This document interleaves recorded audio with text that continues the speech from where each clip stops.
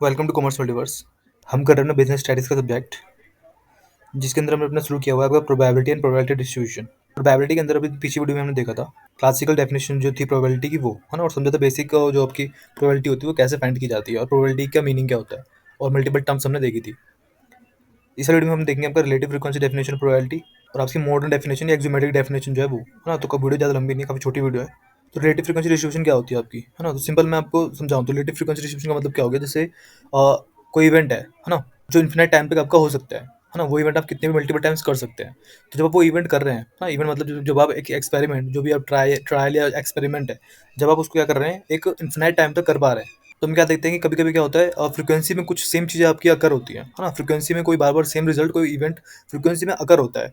तो वो जो फ्रीक्वेंसी में वो इवेंट अकर हो रहा है, ठीक है, जो आ रहा है बार बार, उसके आने की क्या प्रोबेबिलिटी होती है, वो हम देखते हैं डेफिनेशन ऑफ प्रोबेबिलिटी के अंदर। जैसे एग्जांपल के लिए सिंपल सा आपका, the number of times an event, एक इवेंट जो हुआ, उसकी फ्रीक्वेंसी कितने बार आ रही है, ठीक है, when the frequency is divided by the total number of trials. ठीक है, तो हम क्या करते हैं, simple total number of trial हमारे पास होते हैं, ठीक है, और एक जो इवेंट बार बार आ रहा है उसको हम डिवाइड करते हैं टोटल नंबर ऑफ इवेंट्स से जो हम कर रहे हैं, है ना।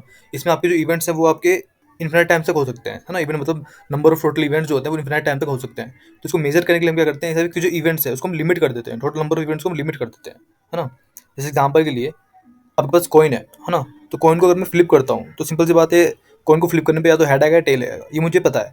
लेकिन मैं ये देखना चाहता हूँ कि मैं अगर 100 टाइम्स इसको फ्लिप करता हूँ, है ना, 100 टाइम फ्लिप करता हूँ, तो हेड आने की प्रोबेबिलिटी क्या होगी।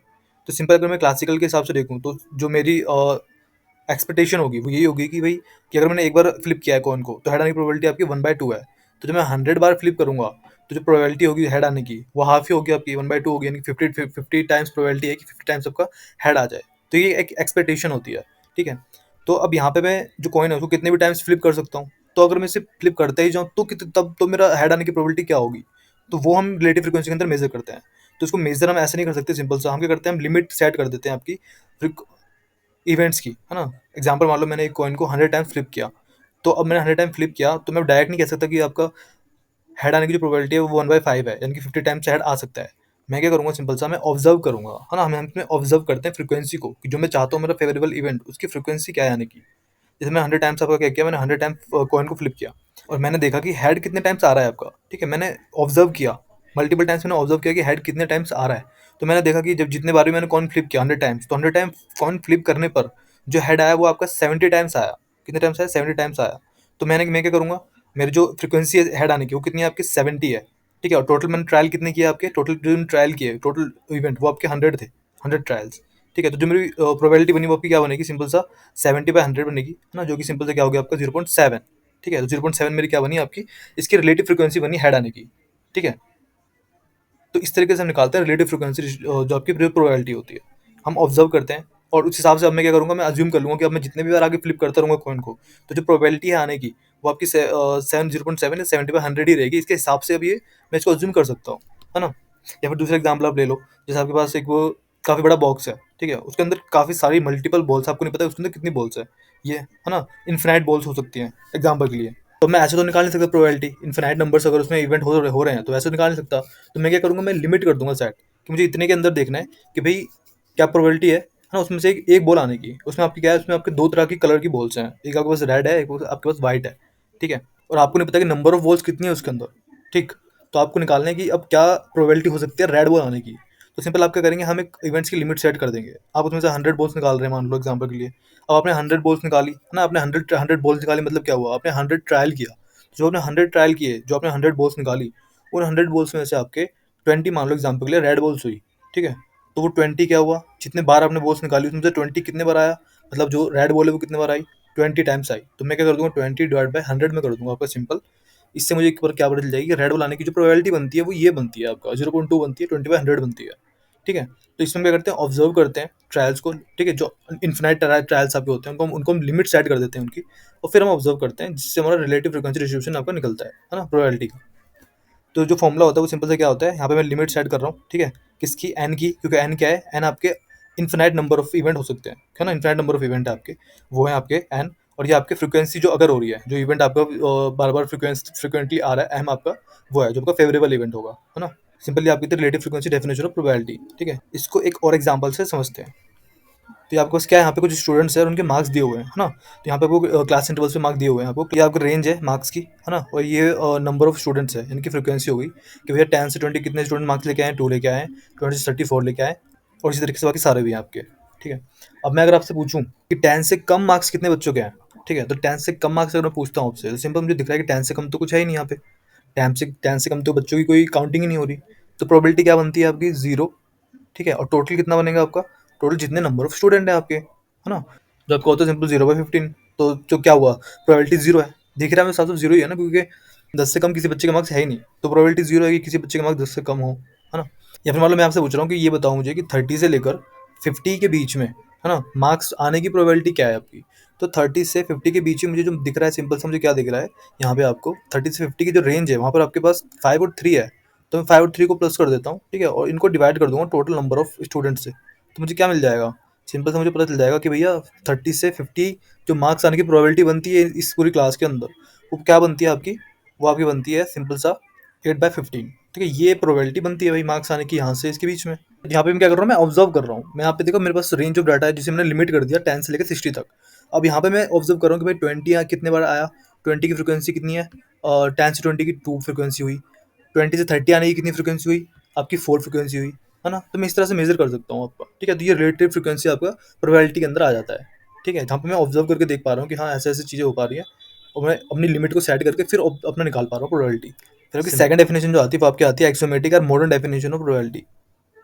ठीक है, तो इसमें सिंपल कुछ टर्म्स है आपकी, है ना, जो हमें आपकी याद रखनी होती है। जैसे आपका सैंपल स्पेस होता है, सैंपल स्पेस का सिंपल सा मतलब क्या हो गया, जितने भी पॉसिबल आपके आउटकम्स हैं किसी भी रैंडम एक्सपेरिमेंट किया, है ना, कोई भी आपने एक रैंडम एक्सपेरिमेंट किया, उसके जितने भी टोटल पॉसिबल आउटकम्स हैं उनको हम आपका सेट के अंदर रखते हैं, है ना। सेट का फॉर्म ये आपको पता होगा, ये साइन आपका होता है सेट का।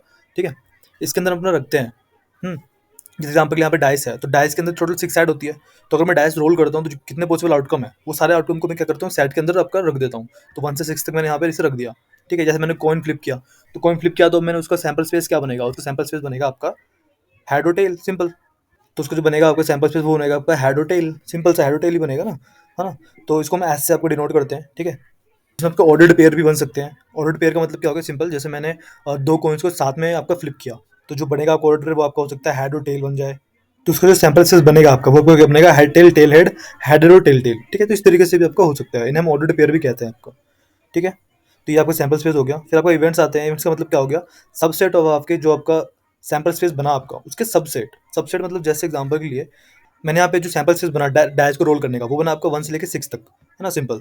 तो मुझे चाहिए इसमें से कुछ भी आपके इवन नंबर्स। तो इवन नंबर्स आपके क्या क्या होते हैं, इवन नंबर्स आपके हो गए 2, 4, 6। ठीक है, तो ये क्या हुआ, ये इवेंट हुए, है ना, सबसेट हो गए उसके। सबसेट सबसेट तो हो गया। एक सेट जो आपको क्या करता है, एक यूनिवर्सल सेट से, ये आपका अलग एक चैप्टर होता है सेट, उसमें ये सब चीज़ें आपकी अगर आपने पढ़ी हुई है तो सिंपल आपको क्या होता है, ये उसका एक सबसेट हो गया। ठीक है, तो इसमें यूनिवर्सल सेट भी कह सकता हूँ आपका, जैसे ये वाला सैंपल स्पेस है, और ये उसका सबसेट हो गया, है ना, उसी का एक पार्ट हो गया, मतलब एग्जाम्पल के लिए। ठीक है, तो इवेंट का मतलब क्या हो गया, जो मेरा टोटल सेट है उसके अंदर से एक में जो मुझे मेरा फेवरेबल इवेंट्स जो मैं चाहता हूँ वो, ठीक है, जो कि 2, 4, 6 बनते हैं। ठीक, अब प्रोबेबिलिटी कैसे निकालते हैं इससे हम, सिंपल हम क्या कर देंगे भाई कि मेरे फेवरेबल आउटकम्स कितने हैं, 2, 4, 6, मुझे इवन नंबर्स चाहिए, तो 3/6 कर दूंगा, जो कि मेरा कितना आएगा, 1/3 आएगा, है ना, एग्जाम्पल तरीके से इतना ही आना चाहिए। बट इसमें हम क्या करते हैं, इसमें हम सबको ना ऐड कर देते हैं आपका। ठीक है, ऐड कर देते हैं कैसे, मतलब जैसे जैसे ये कुछ आपको अज्यूम करना होती है कुछ चीज़ें। ठीक है, कि जो आपकी प्रोबेबिलिटी होगी वो आपकी 0 से बड़ी होनी चाहिए। ठीक है, फॉर एवरी ए जो आपका सबसेट होगा, अगर ए आपका सबसेट है किसका, सैंपल स्पेस का। ठीक है, और जो पी एस होगा, जो सेट का टोटल होता है वो आपका 1 के इक्वल होता है, जो हमने पहले ही पढ़ चुके सेट का जो जितने भी पॉसिबल आउटकम्स है अगर मैं सबको जोड़ दूँ भाई 1 ही आएगा ना वो तो। ठीक है, तो अगर आपके सारे म्यूचुअली एक्सक्लूसिव इवेंट हैं तो अगर मैं उनको ऐड करता हूँ तो वो ऐड किस तरह से होते हैं आपके, सिंपल से आपका जितने भी इवेंट होंगे उन सबको मैं ऐड कर दूंगा ना, A1, A2, A3, और जितने भी होंगे उन सारे इवेंट्स को मैं क्या कर दूंगा, ऐड कर दूंगा। तो सिंपल इसमें भी हम वैसा ही करेंगे। तो मेरे इवन नंबर्स क्या थे आपके, 2, 4 और 6। तो मैं क्या करूँगा, जो आपका अलग अलग सैंपल के अंदर है, जैसे PA1 तो 2। ठीक है, मैं कह रहा हूँ कि 2 की क्या प्रोबेबिलिटी बनती है, इसके आने की जो बनती है मुझे वो बता दो पहले आपकी, P2 की क्या बनती है। तो P2 की सिंपल से क्या बनेगी आपकी, तो 2 आने की प्रोबेबिलिटी कितनी होती है, 2 तो ये 1 टाइम ही आता है, तो फेवरेबल 1 हो गया, और divide by total number of events जो कि 6 है आपके। ठीक है, तो 1/6 हो गया। सेम 4 के साथ भी करूंगा उसको भी 1/6 आएगा। फिर मैं 6 के साथ भी करूंगा उसका भी आपको 1/6 ही आएगा, क्योंकि 6 भी 1 टाइम आता है, 4 भी 1 टाइम आता है।